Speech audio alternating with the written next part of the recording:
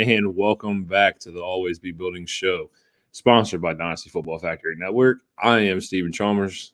On the right side of the screen, as always, my partner in crime, Ryan Odell, aka Deli. Say what's up to the people. What's going on, everybody? How we doing tonight? So we continue today. We did last episode, in case you missed it. We did the Veterans Win Championships. Last week we covered, or this week, Tuesday, we covered quarterbacks and running backs. So if you missed that, go check that out.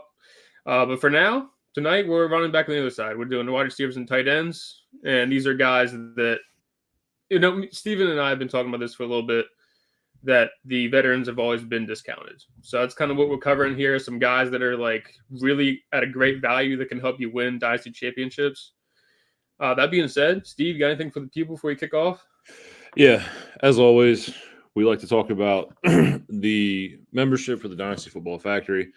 It's a thing that we've been really preaching here, especially in the quote-unquote dead time of Dynasty. Dynasty never dies, but there's dead times here. We got, and the Debbie Discord is really, really going off right now as well. So membership, $4.99 a month, $1.99 annually. Really good deal here. Join us on the Discord. Get to talk football with us and a lot of the other guys over at Dynasty Football Factory. A lot of great knowledge there. A lot of great people.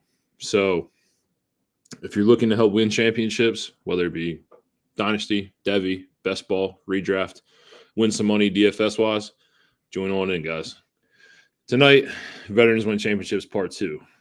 We're going to start off with the wide receivers. Ryan, who's your first wide receiver by? Oh, hey, I get to start out. Honestly, it's a toss-up for either one who I want to start with, but I'll start with the lower valued one. I'll start with Amari Cooper. Okay.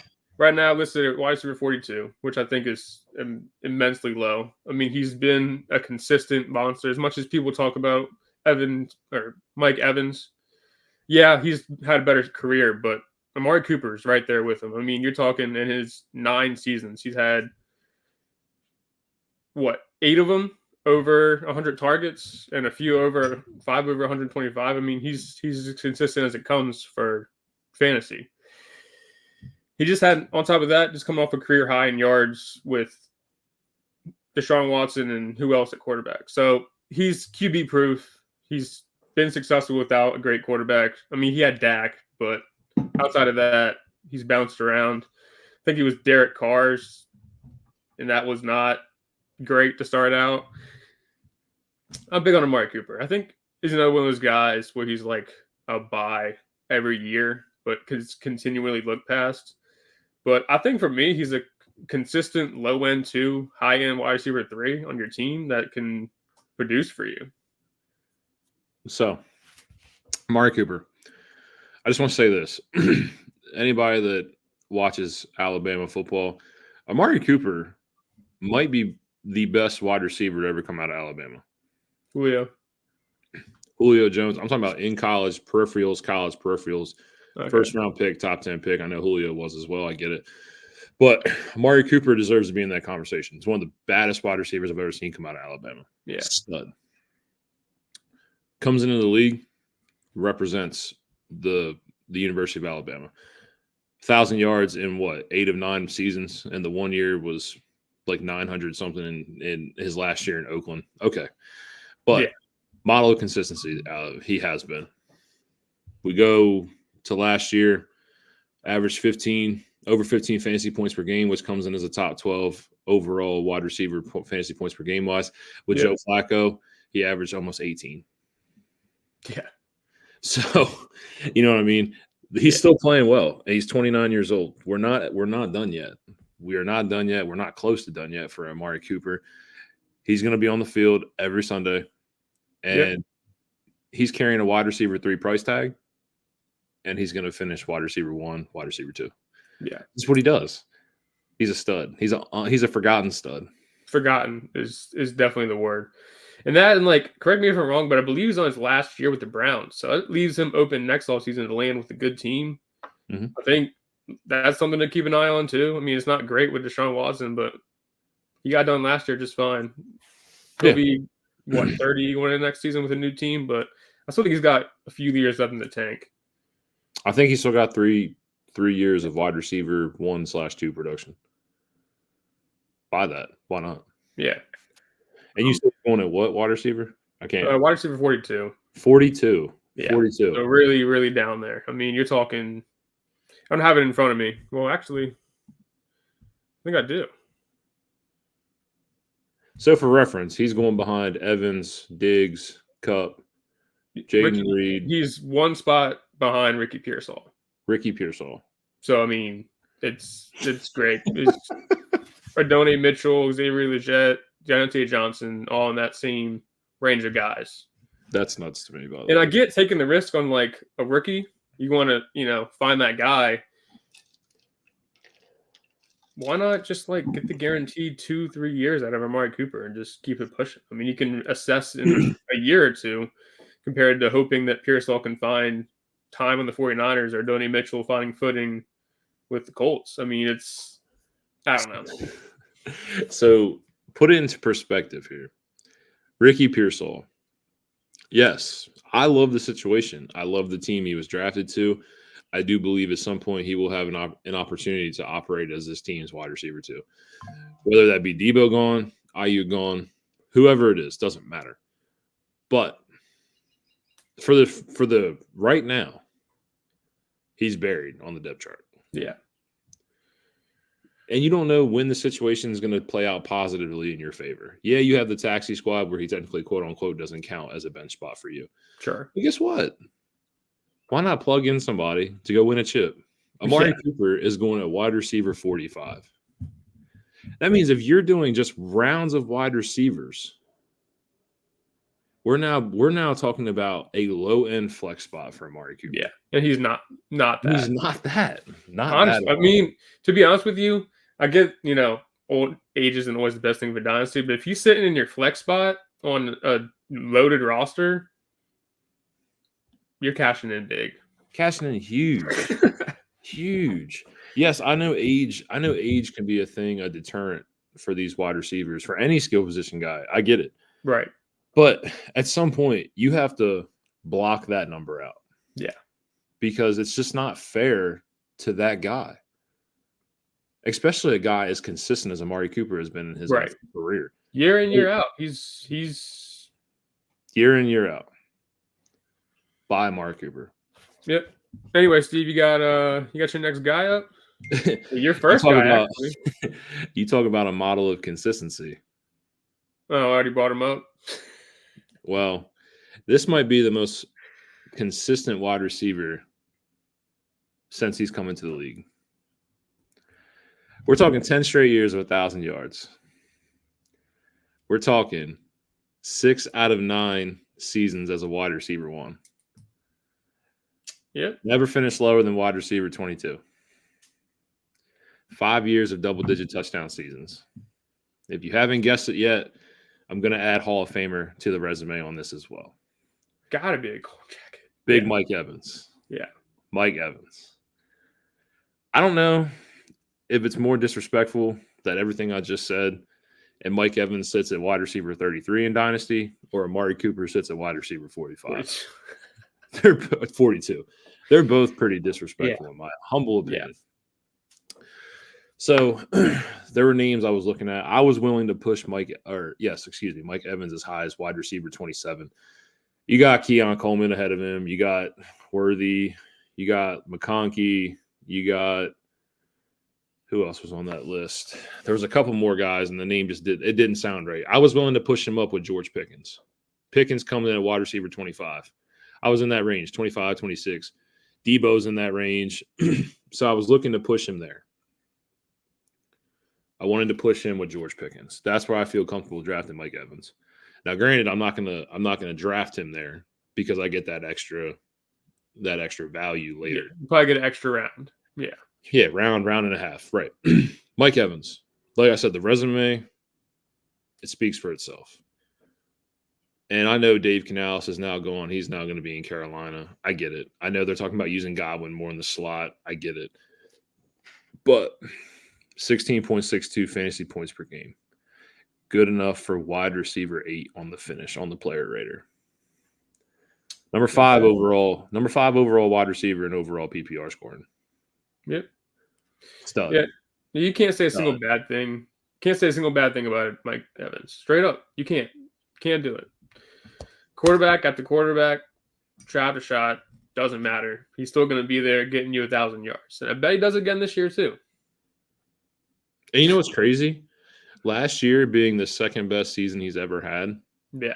The 2 seasons he played with Brady don't even qualify for top 3 of the seasons he's ever had. And he had Brady. Brady was better with Godwin. Find that slot receiver, that guy with his ability to beat zone coverage and beat zone consistently. Mm-hmm. Brady played a more safe, conservative style. Baker Mayfield did not. Baker Mayfield wanted to push the ball and air the ball out down the field and really trusted his arm strength and really trusted what he saw on the field. I was very, very keen on Mike Evans last year being a buy. And redraft was going as low as wide receiver 28. To me, that was an extreme buy for a wide receiver who's never finished below wide receiver 22. Now we're talking about Dynasty. I know that. So the price point. There's a price point set on Mike Evans for a 2024 second. Early second. So what do you consider early second? 2.1 to 2.4? Go through the range. Yeah.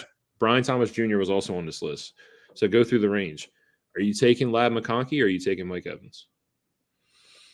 I mean, a lot of this comes down to build, right? I mean, Sure. Well, I guess in any world, I would probably take Mike Evans if I wasn't going through an extreme rebuild, which is kind of what this topic's all about. Is like if you're trying to push for a championship, add these guys.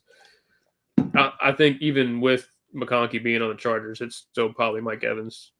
Right. So realistically, you wrote a great article on wide receiver hit rates, especially wide receivers drafted outside of the first round in superflex formats. Yep. What was the hit percentage? So once you get past the first round, I guess it gets lowered off for these guys. I think it drops down to I think it was like a 17% hit rate. 17% hit rate On guys past on average 112 or 110, excuse me. So not looking great for guys like McConkey or Brian Thomas. I mean, you got a 17% chance there to hit. And that's not until like year 2 or 3. So yeah. A 17% hit rate. Which is crazy to me that you're willing to risk it all on a 17% hit rate as opposed to a guy who has a Hall of Fame jacket on his resume without even retiring. Yep. You can put him in gold jacket today, and I don't think anybody would shake their head. Make it make sense to me, Ryan. I think it's just chasing that next big guy when it comes down to it. And there's I'm not here to shame people that do that. It's nice. Like Justin Jefferson wasn't going as the wide receiver 1 his season. He got, Puka Nacua is a poor example, but Garrett Wilson wasn't the wide receiver 1 of his class. Well, I think he squeaked in at the end, but the point is I don't know. It's I lost my train of thought. You get what I'm saying here. Yeah. You get what I'm saying here. So as we transition to your next wide receiver, what I'm saying is we just recommended 2 guys that are 29 and 30 years old, respectfully, have been doing this thing since 2014. One of them is a future Hall of Famer. One of the other one's on the cusp of being a future Hall of Famer. Yeah. We need a couple more things to see from Amari Cooper. There's never been – we're talking about 2 wide receivers with models of consistency. Just models of consistency. We're talking about – don't quote me, but I don't think Amari Cooper's ever finished outside the top 24 as well. I don't believe so. Well, he had 2017, which is a rough year for him. He might have finished outside there. Right. But out of his 9 seasons, if you're hitting on 8 of them, I don't think you're mad at it. No. Yeah. No, that's what I'm saying. Why not? Why not? These guys are going as flex spots at the wide receiver position.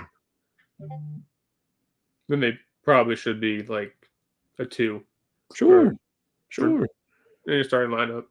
It's crazy to me. Yeah. So who's your next wide receiver?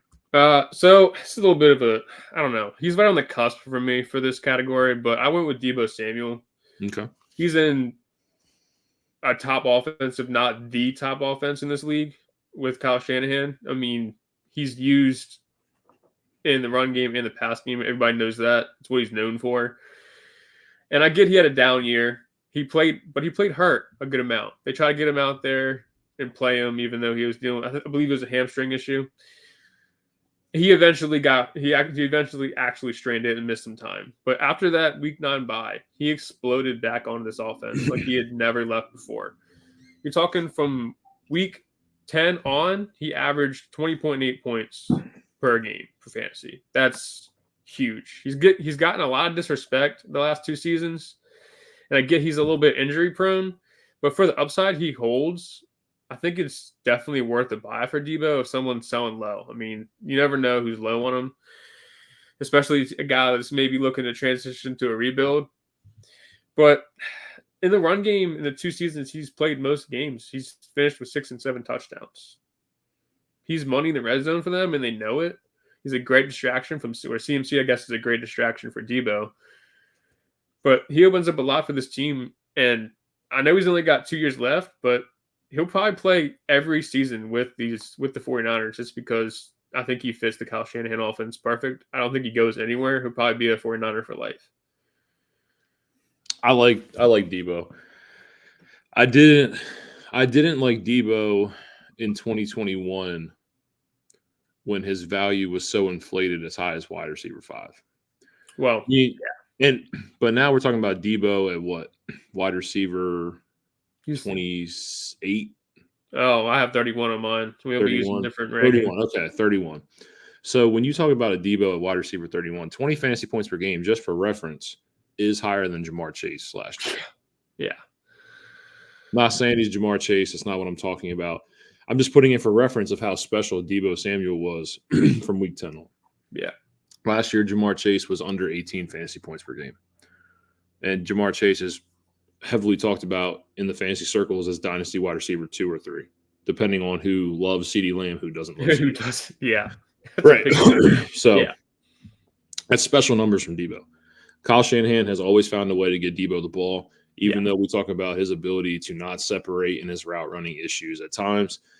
Debo is one of those unicorn type guys where he beats the mold, where he beats where his red flags don't matter. He's just one of those players. When you get the ball in his hands, he makes magic happen. He's a special guy. For sure. And Kyle Shanahan does that very well. Yeah. Very well. Does it very well. Love Debo. Love the upside as a receiver. Loves the upside as a rusher. He does great things on the field.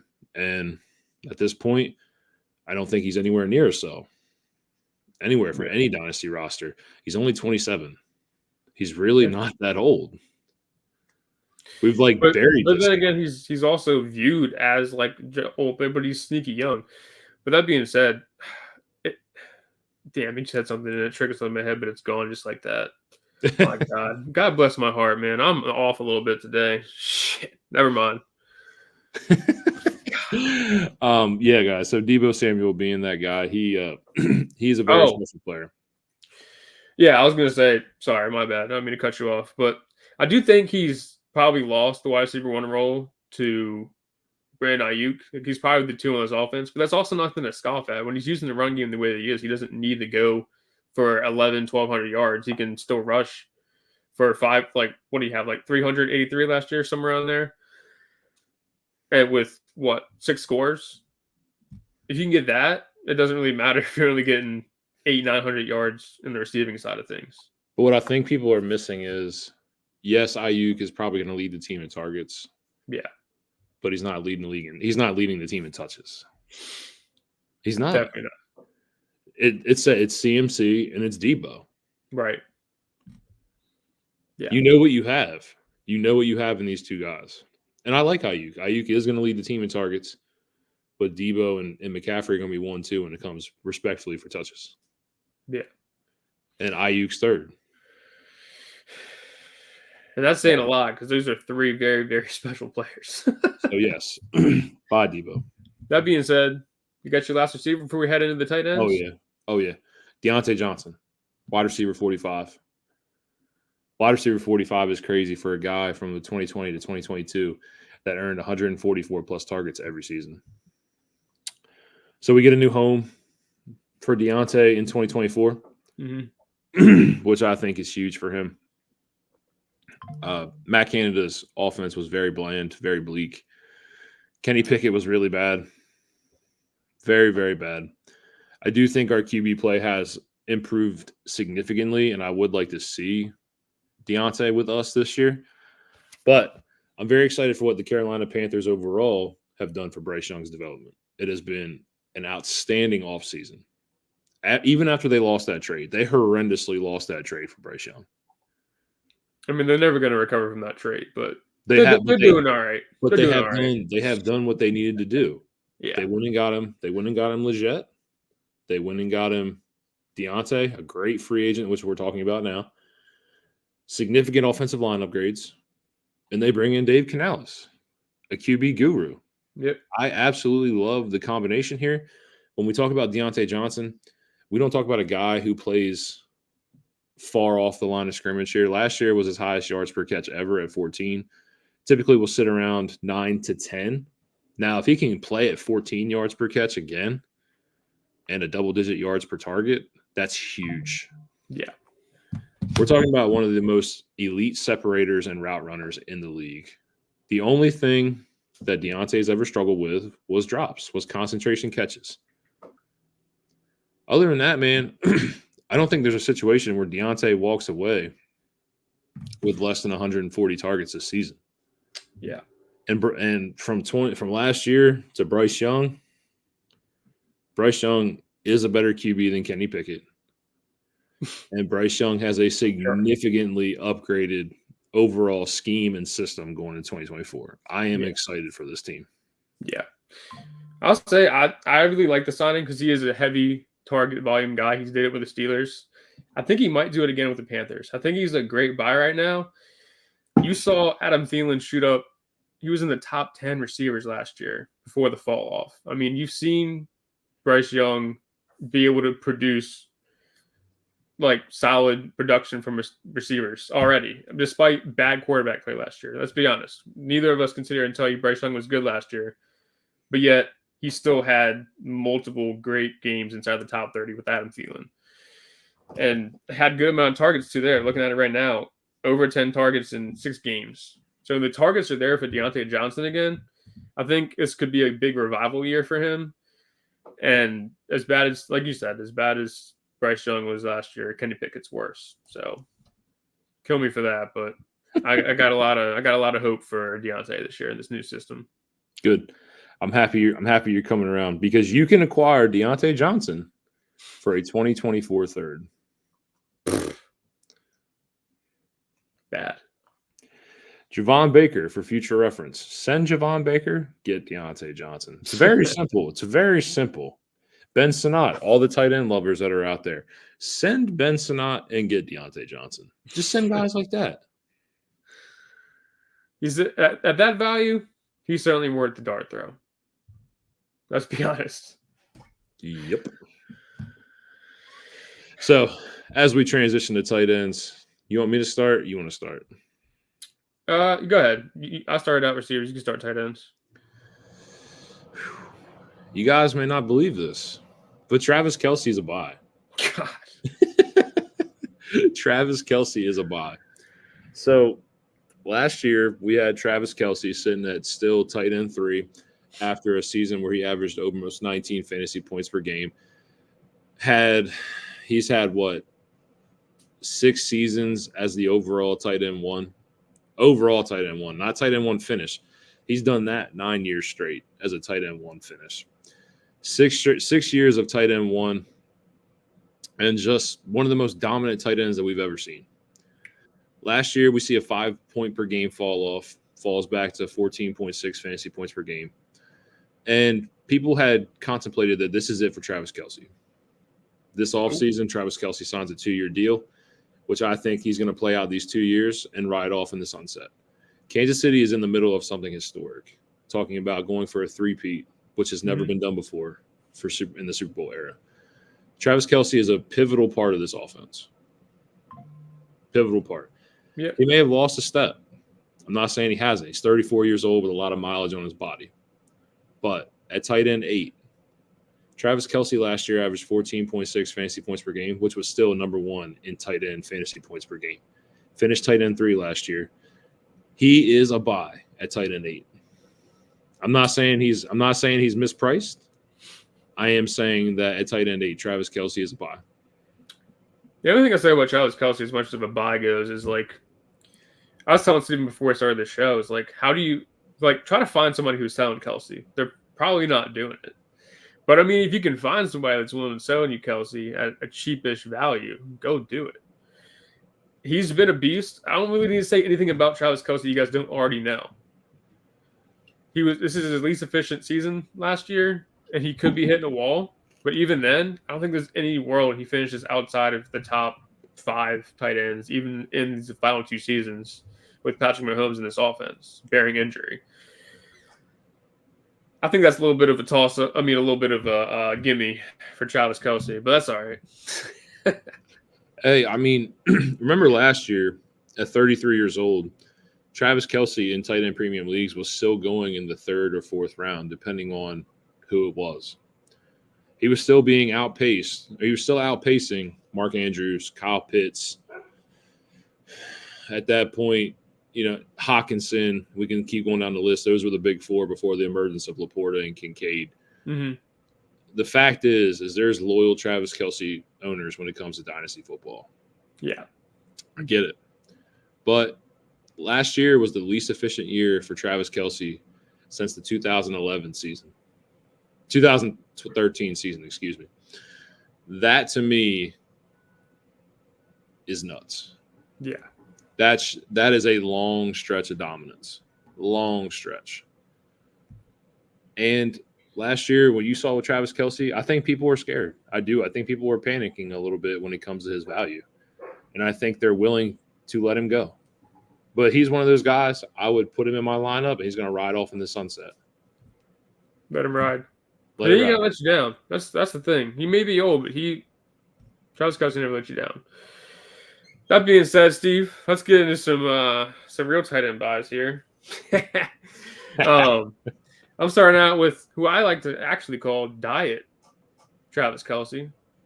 I'm starting out tight end 10 on my rankings. I don't know what he's at on yours. Going Evan Ingram, who's been solid. I get he had a horrible rep to start his career with the Giants, but it's time to kick everything you know about Evan Ingram. The last 2 seasons, he was tight end 5 2 seasons ago, tight end 2 last year. Put up monster numbers, 187 catches since he's joined the Jags, 1,700 yards and 8 touchdowns. Him and T-Law have definitely found a solid connection here. And to be honest with you, I know that there's Brian Thomas Jr. coming in this offense, and you still have Christian Kirk as the go-to guy for T-Law as well. But Evan Ingram is 100% his safety blanket. He used it as such. He had 143 targets last year, and that led the team. As much as they tried to force feed Calvin Ridley, who was right behind him, 137, Evan Ingram was the guy last year for the Jags, and I don't think that connection is going to stop anytime soon. If you're telling me that I can get Evan Ingram tight end 10 and have him finish inside the top 5, I'm taking it. And I think he can be in the top 5 again this year. I know there's a lot of young guys that can push him for that.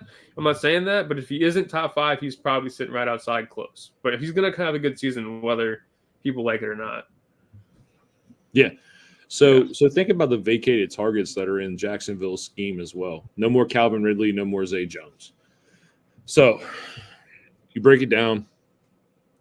You do bring in Gabe Davis, a field stretcher that plays towards T-Law. Gabe Davis. You bring in Brian Thomas Jr., but at the same time, you're looking for a safety blanket. You're looking for a guy who's going to be crucial part of this offense. I don't know how you go from tight end 6 to tight end 2, and we expect any more from Evan Ingram. But we saw a 98 target jump to 143 target jump. We saw go from 73 catches to 114 catches. We're talking about a huge increase in production from Evan Ingram. I believe that's due to the consistency.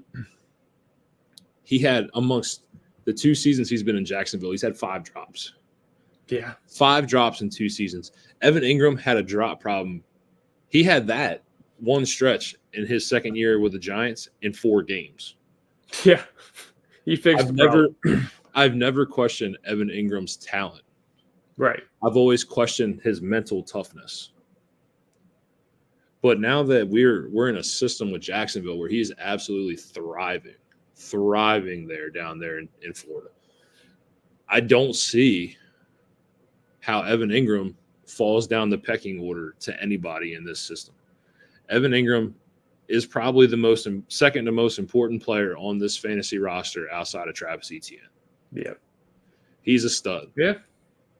Consistent buy. Tight end 10 is so cheap. Only 29 years old. Me and you had talked about it. Tight ends in the league, we don't even start discounting them from age wise until they hit the 30-year-old season. Yeah. And dude, tight end 6 and tight end 2, respectfully. And I know there's a lot of young guys going to be pushing for the league here, like with your McBrides, your Dalton Kincaids, your Laportas for a long time. I get it. But this is just showing you how exciting the tight end position is becoming. This is a lot of fun here. Yeah. Evan Ingram is a great tight end 1 option. Yeah, like I said, I mean, I was going to lead with this, but honestly, if you're in a great dominant team and the only hole you're missing is a tight end, I would go find the Evan Ingram owner and see what he wants. And to be honest, if I'm an Evan Ingram owner and I got any other tight end, I'm probably trying to move him.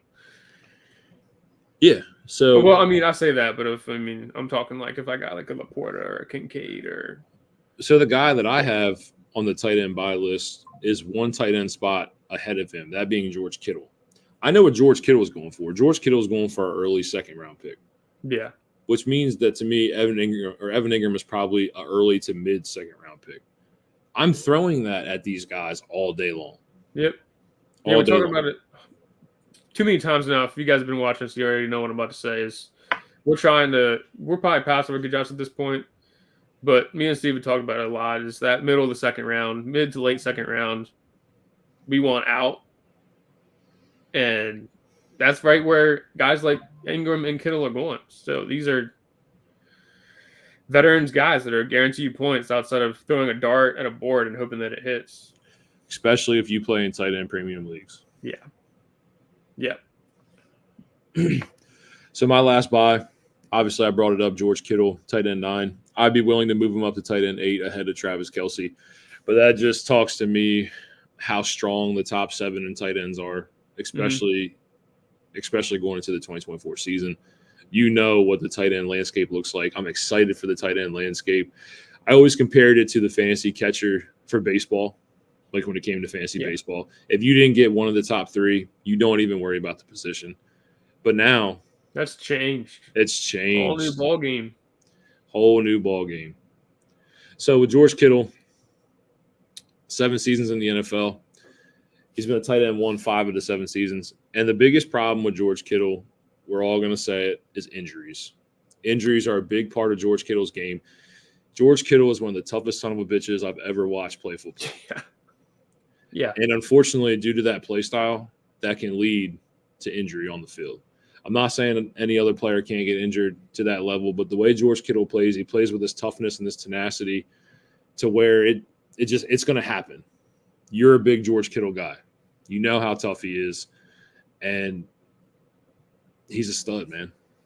Last year in 2023, as the 4th option, in my opinion, in this offense, he was top 5 in fantasy points per game for the tight end position. He excels at what he does. This truly talks about how efficient this offense is, because it's a run-first scheme, and George Kittle, for a tight end, drew 90 targets. Mm-hmm. He drew 90 targets, but he averaged over 15.6 yards per catch. Yeah. I mean, you get the ball in his hands, you get him moving, it's over. He's probably one of the more athletic tight ends in the league. He's a freak, dude. And he'll try to run through somebody. He's not afraid to put his body on the line, but that's why I see his injuries. But yeah, I mean, you won't find a bigger Kittle guy than me. I love George Kittle. But as an owner of him in multiple leagues, I'll be here to tell you that he will have games where he'll get you 4 points. He occasionally gets caught up blocking in this run-first offense. And that's something that he's dealt with. But I think for the price you're getting out now, with what he can do in his hands, with his hands and the ball in his hands, he was a baller, man. I mean, Just take his games where he's getting 20 plus and look at that compared to the maybe 2 or 3 games you get less than 7. So the last thing I want to say about George Kittle to you, how crazy is this to me? You're in a 10 team league, right? Super flex draft. He is priced as the player 114 in super flex. Yeah, so what's that, like 11th round and 12 man?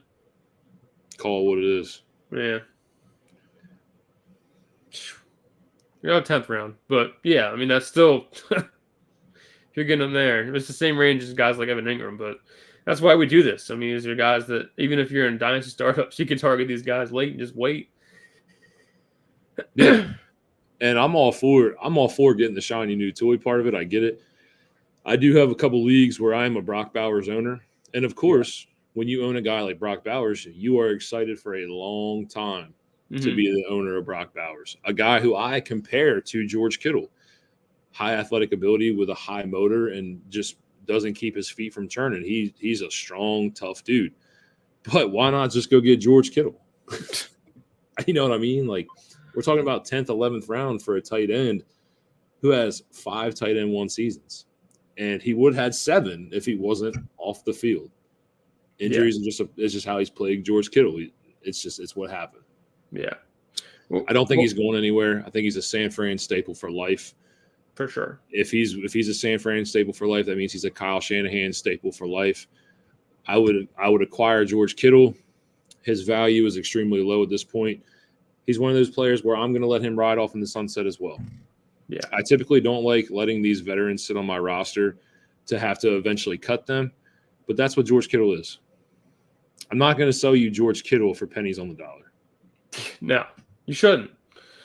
But that being said, like, I'll actually disagree with you there.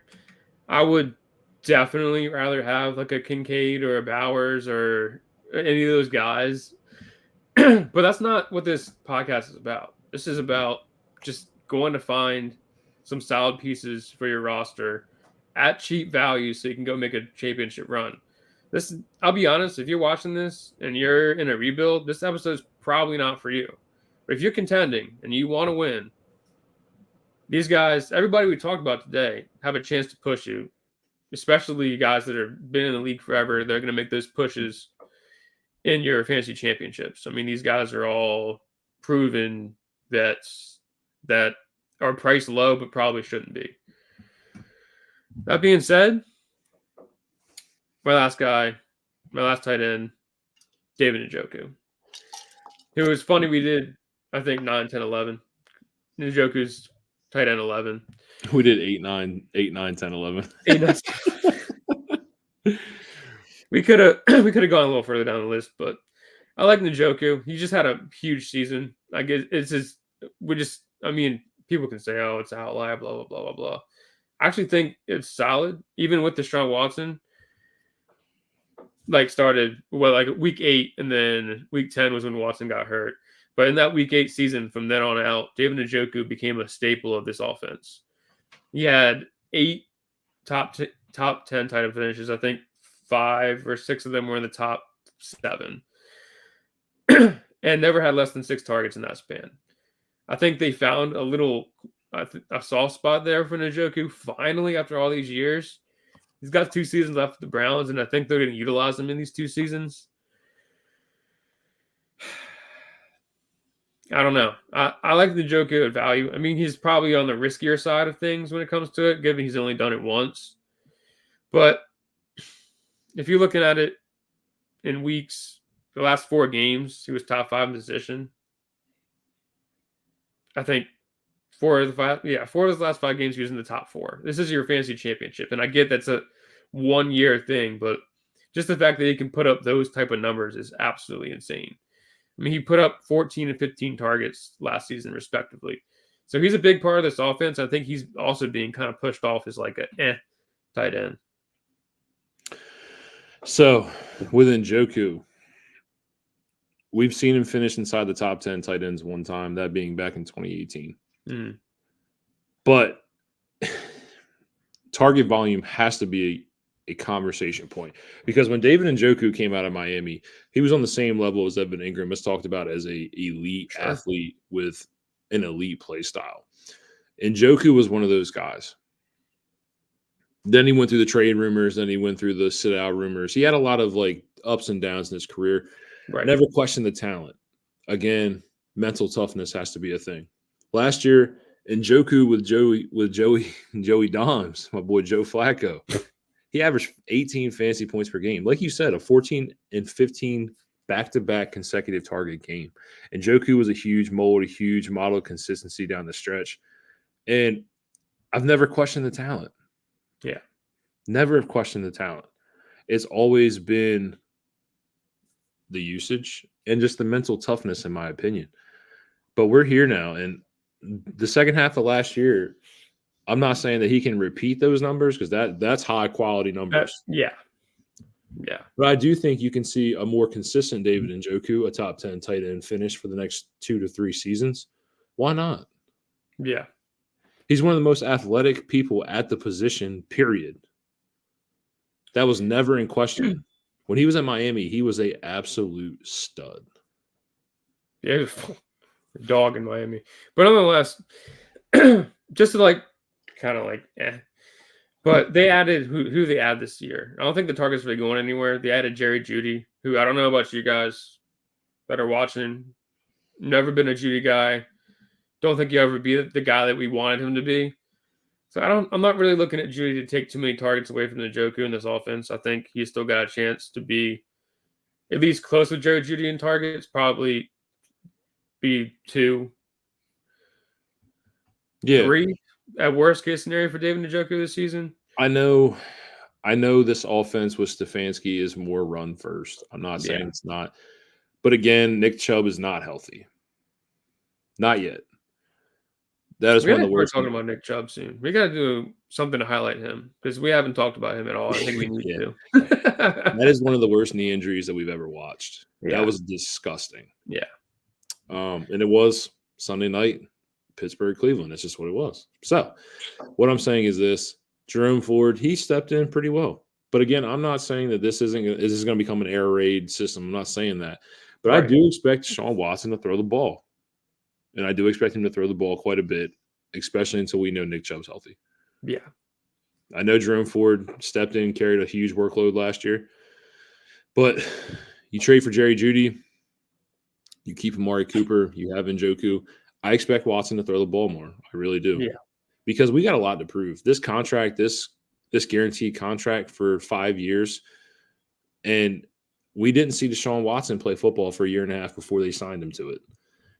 There's a lot of proving ground for Deshaun Watson now. He has to prove me wrong somewhere, somehow.